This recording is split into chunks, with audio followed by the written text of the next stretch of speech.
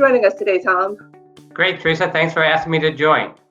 And I just wanted to, before we get started, I just want to let the audience know, I hope we have a lot of people that tune into this, but as you're listening, please feel free to chime in with any questions and we'll try to get those answered.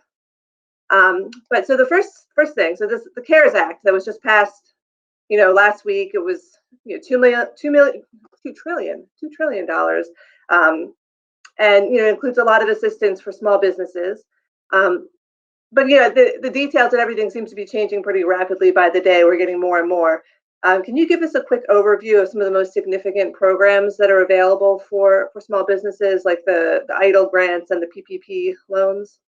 Great. I'd be very, very happy to do that. So actually, the EIDL grants, which are and loans, are loans and grants monitored by the SBA, and they came out with the prior act that was passed about 2 weeks ago.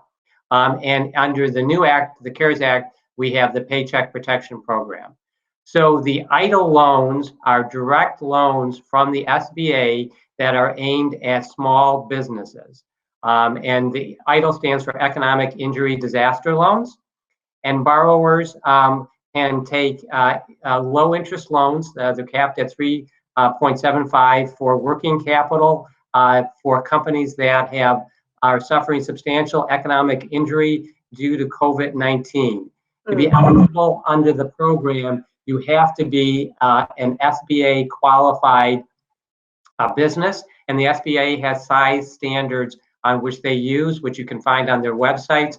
Generally, if you're under 500 employees, you are probably going to qualify. If you're over 500 employees, you may still qualify depending on your industry. Under the SBA loan, you can borrow up to $2 million as determined by the SBA. And these are actually true loans. The SBA will make credit decisions, so you need to be credit worthy as well as needing the loans to support your operations. And these are the EIDL loans, right? This is all still under the EIDL loan program. And so under the EIDL loans, you can use it to pay rent, you can use it to pay payroll, you can use it to pay back bills, anything that you're having trouble doing because of COVID-19. And you apply for the EIDL loans online application at the SBA website. If the loan is for over $25,000, you have to provide collateral, which might be a pledge of a building if you own a building. And if it's over $200,000, you're going to have to provide a personal guarantee. So I think what people need to understand on these are real loans that will have to be paid back. There is not a forgiveness aspect to these loans. So don't go down the road of an EIDL loan unless it is something that you're really looking for. It's loan money, not grant money. But there's the $10,000, the emergency grants that's through the EIDL loans, correct? That is correct. So anyone who applies for an EIDL loan, if you're otherwise an SBA qualified borrower, you have the ability to get a $10,000 grant, which is really an advance on your EIDL loan that you can then use for payroll purposes. What is important to remember is if you take down an EIDL loan, you are not going to be able to participate in the Paycheck Protection Program. And people who currently have EIDL loan applications in or who have received grants can transfer those over to the Paycheck Protection Program. So just because you've already started down that road doesn't mean you're prohibited. Okay. But at this point, if you haven't started the process, I suggest you look and decide which of the two programs are better for you so that you don't have to transfer the loan over from one to the other. So I thought both, but the $10,000 would just be deducted from the paycheck. But you're saying you can only do one or the other? But so like I said, the $10,000 will be deducted from the paycheck. So if you've already done the EIDL, then go ahead and complete that process. But it will be applied against the paycheck. If you haven't started on either one of them, I would first make your decision which one you want. And if you're going to go with the paycheck, I wouldn't go back and do the EIDL. Don't bother to do that. Okay. Yeah. The EIDL loans have a lot more paperwork associated with them. The clients I've had who applied to them, it's like applying for a loan, and you have to put all kind of credit information in and financial statements. The Paycheck Protection Program will be a lot simpler process. Okay. All right. That makes sense. And so what about the Paycheck Protection Program, those loans? What are those all about? Yeah, so the Paycheck Protection Program, and I think this is a much broader based program, and I think that many small businesses in America are going to be taking advantage of this program, and many of our clients are looking at it. It's probably the most calls I've had over the last a week or so since it was passed. So basically, the Paycheck Protection Program, PPP, is available to any small business with fewer than 500 employees. So you don't have to otherwise meet the SBA size standard test in order to apply for this program. However, if you are a larger company than 500 employees and you still meet the SBA size standards, you're eligible for the program. Is also available to 501c3s with fewer than 500 employees, and it's available to sole proprietors, independent contractors, and self-employed individuals who carry on a trade or business. And when measuring the 500 employees, it's full-time, part-time, and other status of employees. So that, just keep in mind, it's not just your full-time employees. What's great about this program is the certification to get the Paycheck Protection Program loan is that you had to be in operation on February the 15th of 2020, and you had to pay employees salary and payroll taxes, or you had to pay independent contractors during that period of time. And you have to certify to the SBA that the uncertainty of the current economic conditions makes the loan request necessary to support ongoing operations. So this is not a credit worthiness standard. You don't have to prove that you are credit worthy or you need the money. What you have to prove is that COVID-19 has had a impact on your business that makes the loan necessary for you to continue your business activities. The idea, really, like, who doesn't have a business? I mean, if you have a business, it's probably been affected by COVID-19. Yeah, I think that's true for the most part, although I had a client that I reached out to yesterday who said they took a look at it and they felt like they were not impacted by COVID-19 at this point in time, and that they were not planning on going for this business. And I was glad to hear that. But I would say most businesses are being impacted by COVID-19, and I think this is a program that we're going to see virtually every business in America that knows, small business in America that knows about it, applying for it. And what's great about this program is it really is more of a grant program than it is a loan. It is going to be started out as a loan, and the SBA lenders, not the SBA directly, but anyone who is approved SBA lender is going to be providing the loans, and that's where applications are made, is you go to your bank to apply for the loan, not directly to the SBA. And we'll talk a little bit later probably about the forgiveness aspect of it, but that's what will make it as a grant. But it starts out as a loan. However, the information that I think the banks are going to be requiring is not going to be like normally applying for the loan, because it's going to be pretty minimal information proving you were in business and have employees. There will be no personal guarantees, and there will be no collateral required with respect to the loan. So it's really something that they're trying to push money out to a small business very quickly. So, and it sounds like pretty much anyone who would qualify should probably go for one of these loans. Yeah, absolutely positively. If you have been affected by COVID-19, and Teresa, as you said, most every business has been, you should be applying for a paycheck protection program. There are a couple of instances in which you should look at other programs that you cannot apply for if you get a PPP loan.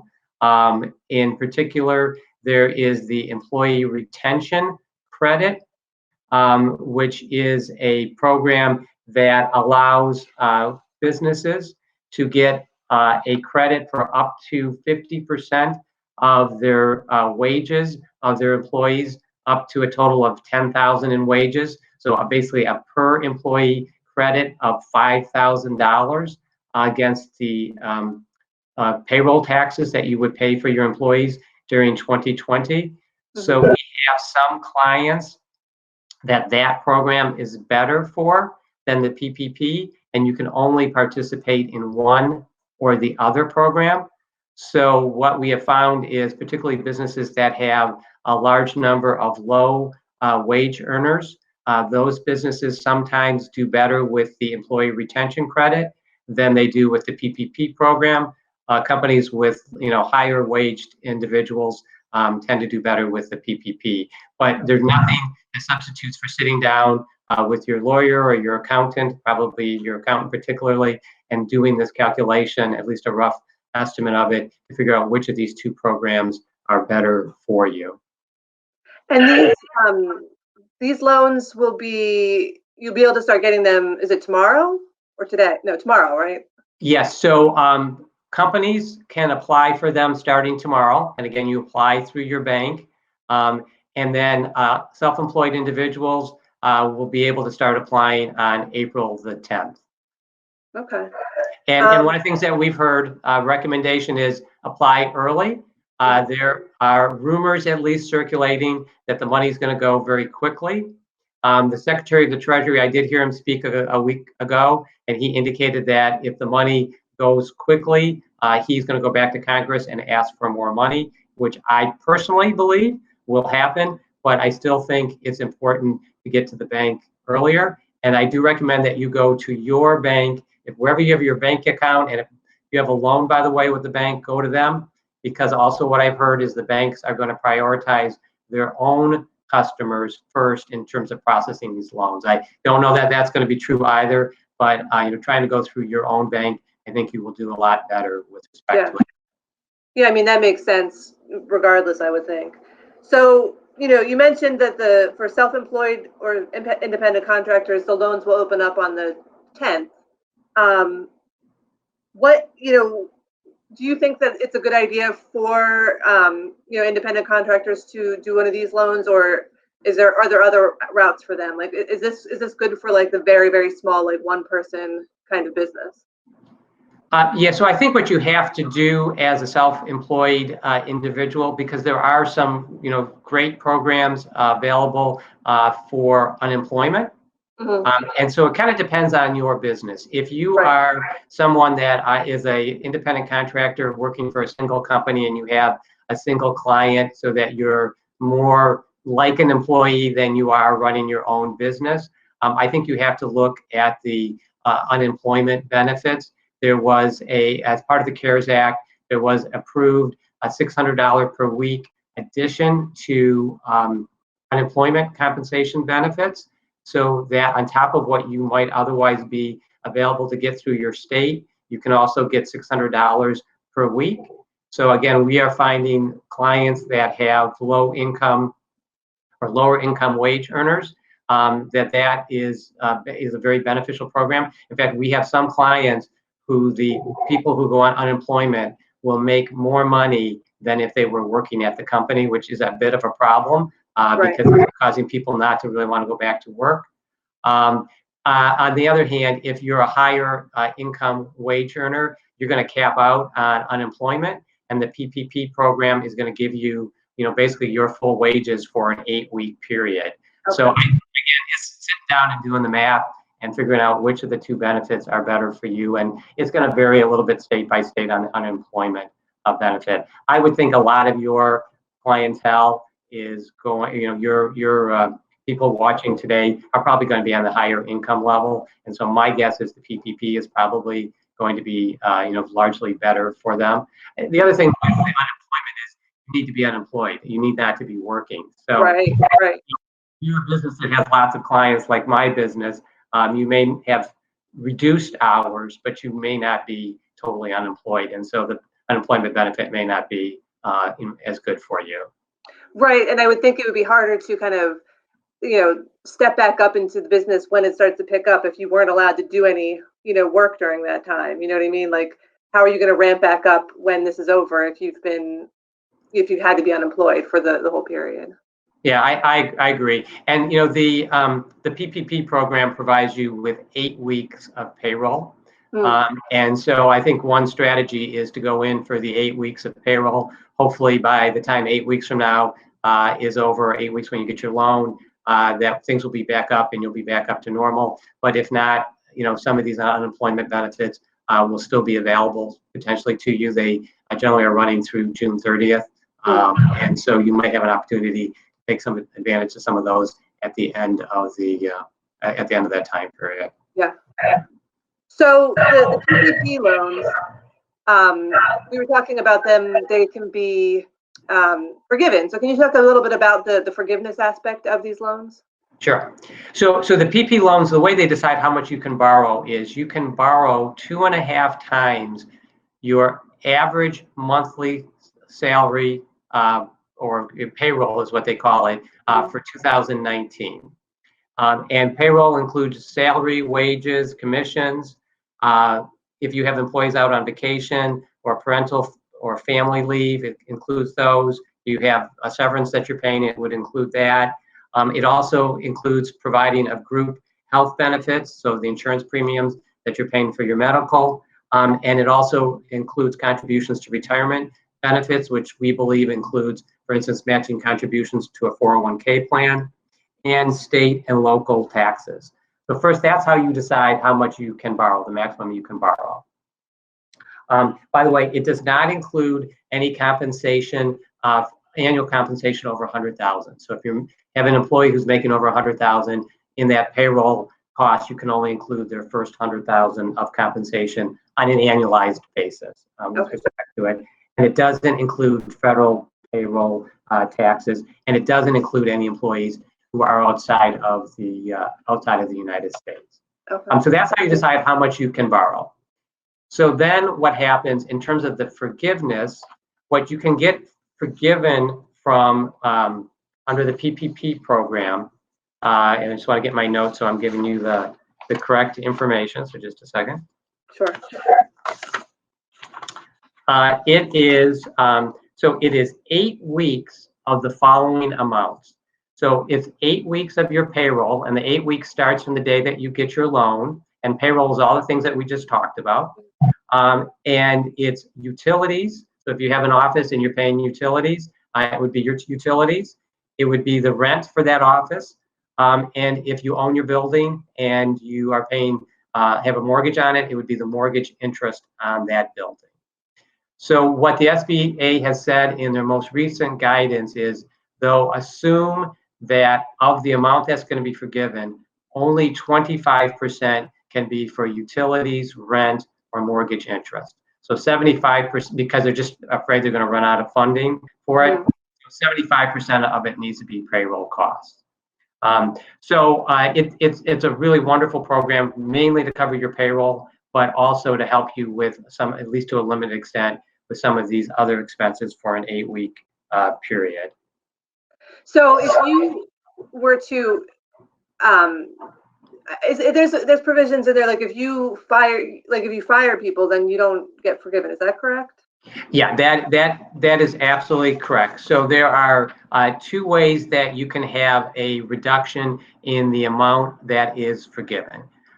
If you have a reduction in your FTEs, which is your full-time equivalent. So now we're moving away from the employee concept into your full-time equivalents. So what you do is you compare your full-time equivalents, during this period to your full-time equivalents to one of 2 periods, from February of 2019 through June 30th of 2019, or from January 1st of 2020 through February 1st of 2020. So what you do is you take a look at what you have during the 8-week period, and you compare that to what you had basically a year ago or earlier this year. And that'll be a percentage if there's been a reduction. And that is what your loan forgiveness percentage will be. So if you have a 20% reduction in force, you'll get 80% of that 8 weeks of payroll forgiven with respect to it, which still could be a great program. Right.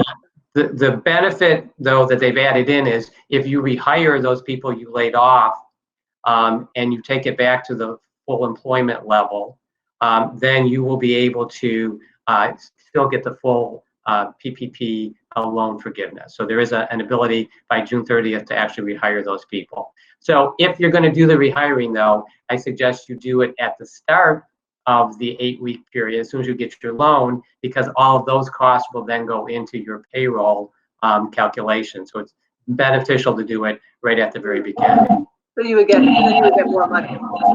And so you get more money and your employees get more money, because the whole point of this is to really get money out to your employees to keep them, with a source of income during this crisis. Okay. The other way that there can be a reduction is for anyone who makes less than $100,000 per year, that's an employee of yours.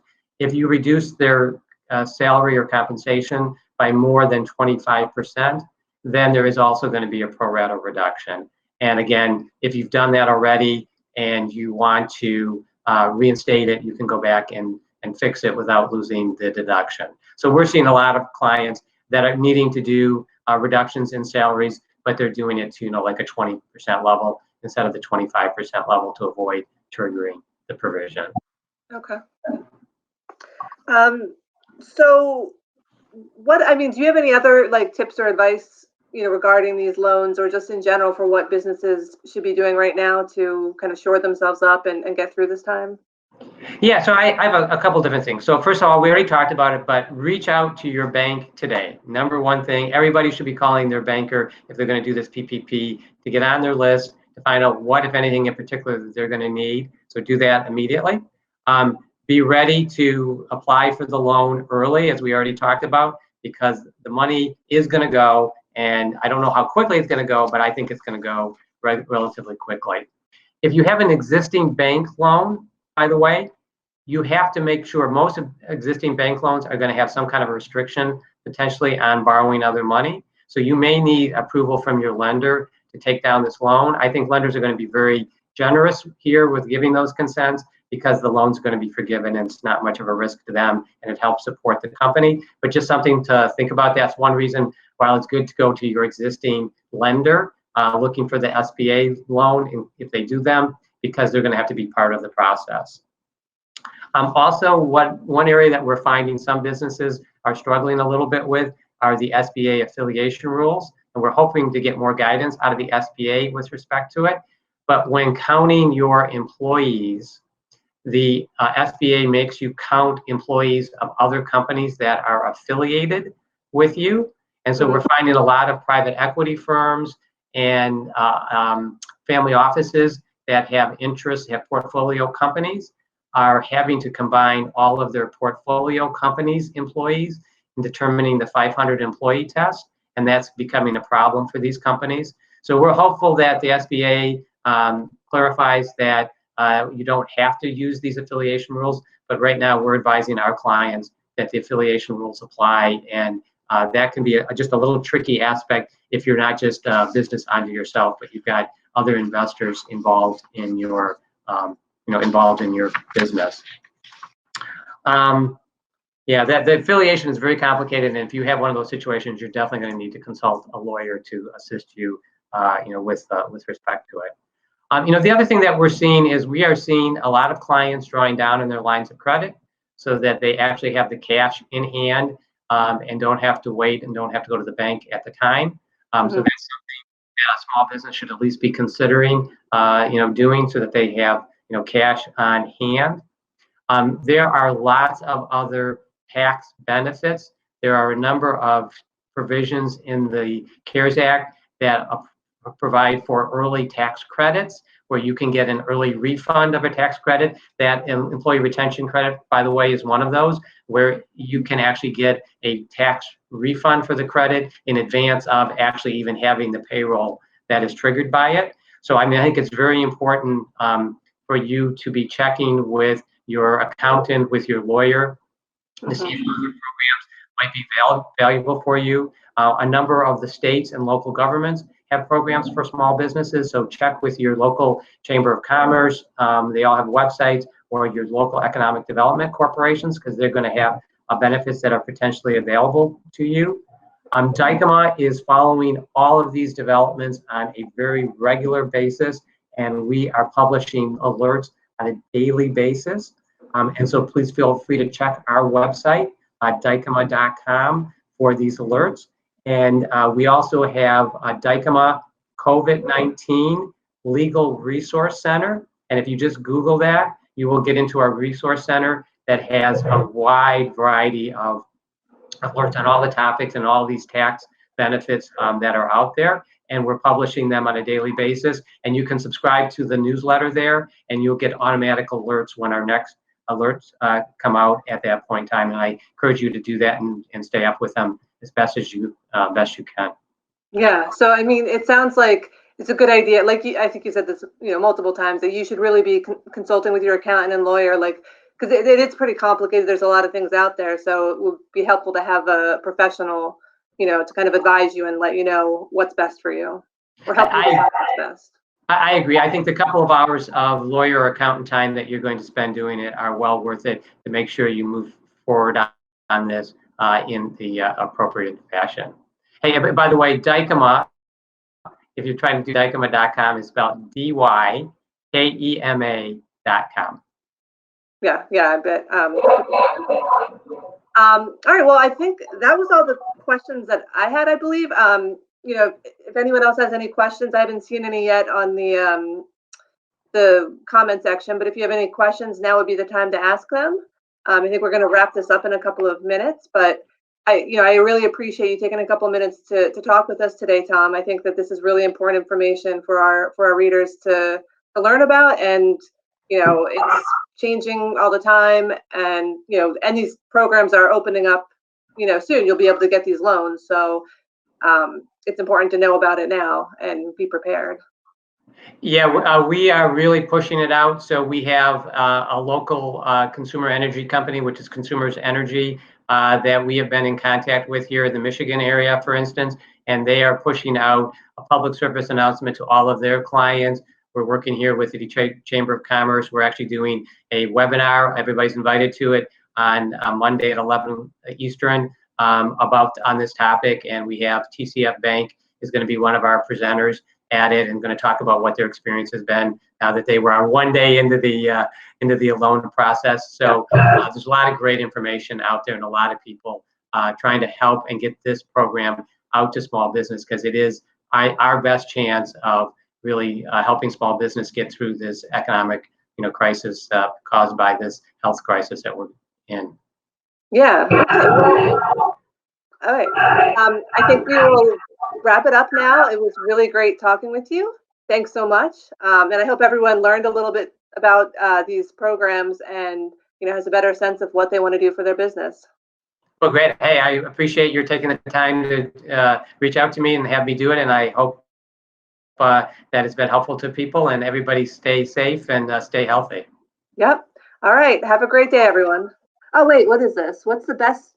Okay, there's a question. What is the best loan or grant to apply for as a single business owner with no employees?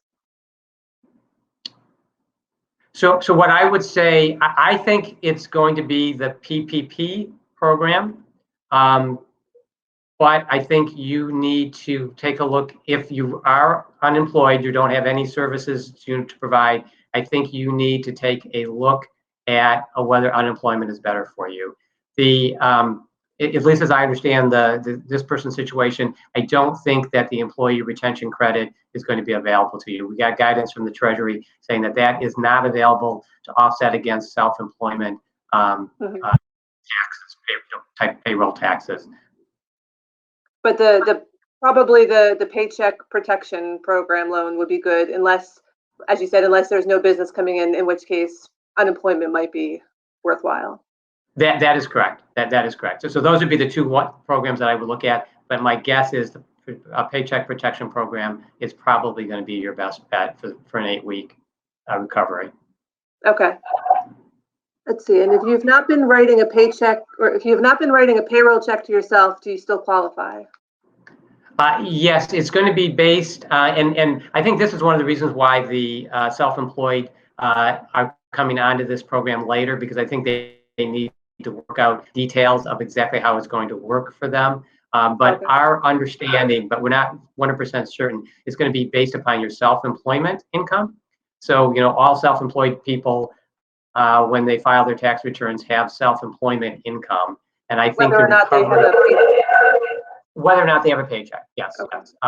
And so I think that the recovery for them is going to be based upon their self-employment income for an 8-week period. What it would have been for a different period of time for that 8-week period. So that's why I think for self-employed individuals, particularly those who are trying to continue to work, I think the PPP program is going to be the better program for them And I think we're going to learn more for those individuals over the next 10 days, quite honestly. All right, that makes a lot of sense. All right, so last chance. Anyone else have any questions? Oh, okay, the EIDL. Can you elaborate a little bit more about the EIDL? We talked about that a little bit in the beginning, but can we talk about that a little more? Sure, and as we talked about, there are two parts of the EIDL. There's the loan program, and there is the grant program. And the loan program is really, if you're looking for money to fund your business during this period, and you're looking for a loan, and you're not able to get the loan through your normal bank channels, I think the EIDL loan is something that you should be, looking at. And it's great because it's going to help you pay, your rent, and it's going to help you pay maybe costs that you have already incurred, that you're having trouble, your accounts payable, things like that. So that's when I would focus in on doing the EIDL program, but a loan. And again, you do it through the SBA. It's like applying for a loan. I walk people through the application. It's not hard, but I think they say it's going to take you 2 hours to do the application because they're looking for, for financial information. The SBA determines how much to loan you because they're going to decide how much you need based upon your business needs. They are going to disperse it to you over time, probably. So it's not going to be just a single, amount of money that you're going to get up front, unlike the Paycheck Protection Program, which I believe is just going to be a lump sum given to companies up front. You're going to have to pay interest on the loan, 3.75%. The SBA will determine your payment terms. So it can be up to 30 years in payment terms, but they're going to look at your ability to repay the loan, and they are going to make a determination on what is the right loan repayment for you. But do remember, you have to be credit worthy. Okay. I would just tell you, if you're a company that in the past has credit problems, I think you're going to have trouble getting an EIDL loan. I don't know that for sure, but I think it is. So you just have to be realistic with respect to it. Really, it's that pretty much straightforward. You have to qualify as an SBA small business in order to get that loan. And it is now available though to self-employed individuals and sole proprietors as well.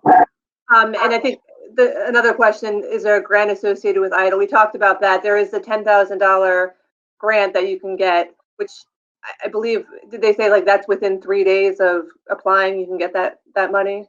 That's correct. It is deemed to be an advance on the EIDL loan. So if you get the EIDL loan, it'll be a $10,000 advance. If you are not approved for the EIDL loan, then it is just a $10,000 grant that you do not have to repay. But again, my understanding is if you get that $10,000, that's going to apply against the Paycheck Protection Program payment if you participate in that program. Okay. All right. Again, we're going to wrap up unless there's any more last minute questions. I think that we are good to go now. I appreciate everyone tuning in, and I hope you guys learned something. Have a great day and good luck with everything.